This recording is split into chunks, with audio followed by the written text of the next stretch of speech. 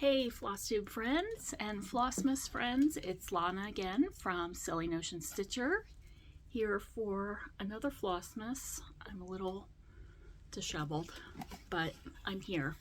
So it is Wednesday, December 6th. We are moving right along this week, and I have another prior FFO.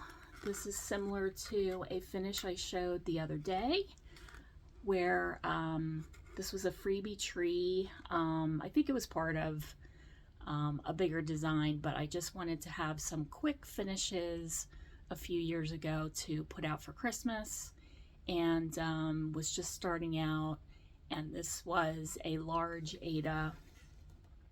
I think it was from Fat Quarter Shop. I think it's a Lori Holt large count, like a 10 or 11 count Aida. But I finished it on a board that fits right on, like right inside this. So there's a design behind there. I know it's not really glued in or anything. I was able to just slip it in there. And this was from Michael's, I'm pretty sure. So, yeah, just a cute way to finish. So I wanted to show you that today. Ooh.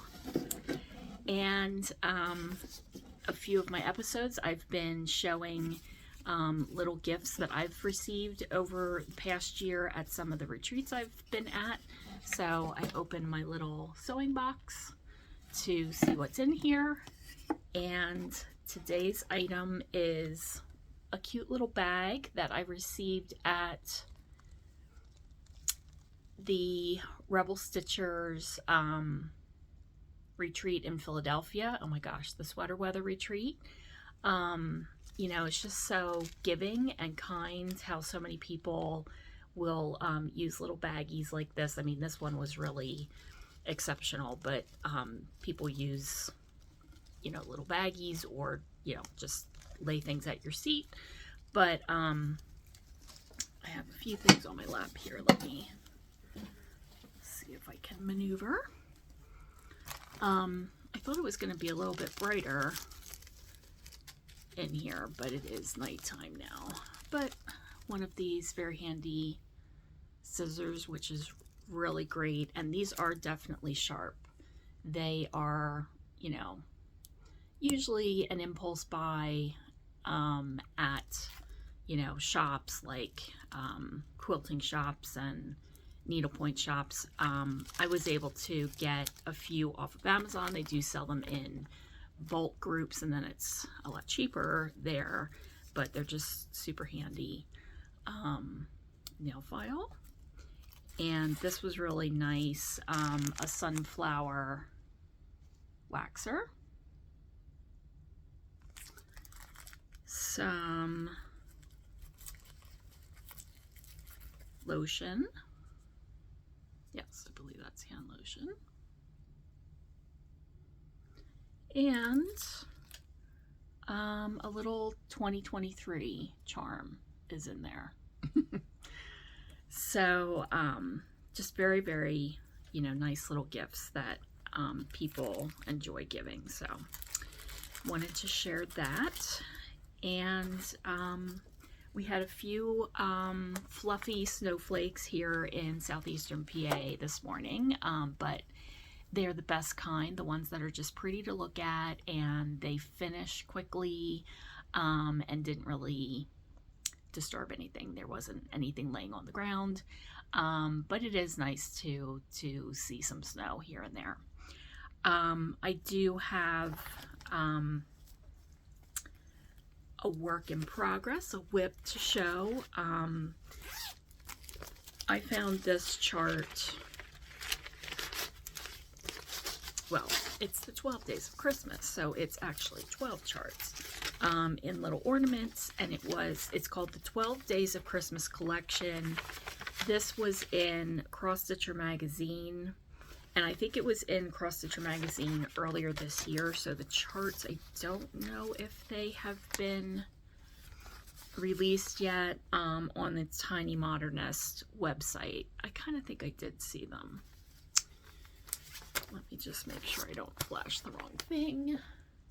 So these have a very folk art style, but made jolly with just, I really love the colors. They're just sort of so fresh and different, not just like primary colors that we see with some of the Pennsylvania Dutch types of folk art, or that prim style. I like the bright colors.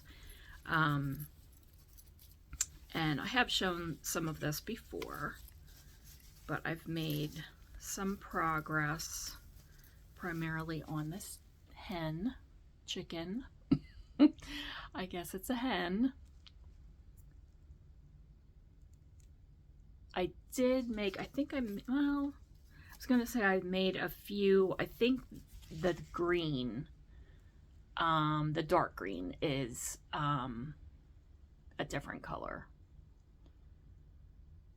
I did make some mistakes on that one, and I just had to sort of fudge it and go with it, and it is fine. I keep it in this bag, which I have found on Amazon. I think they come in a pack of 3, and it's sort of like a mesh, like what you would find for drying lingerie types of items. And I didn't realize this when I first purchased it, that it comes with this big pocket, but then it has this outer pocket as well. And so it's nice to be able to keep my floss separate from the project, or even 2 small projects can be together in one bag. And then of course it does have a handy label pocket on the front. So yes, hoping to work much more on this project. I did start this other one that's actually the makings of a bow. So you can see that I have much to do. And unfortunately the color in here right now, the lighting is not the best, but this is a pink opalescent. Yes, so making progress. I do have another special guest with me today. If you've watched some of my other Flossmases, you have seen my other special guests. I have a Byers Carolers display.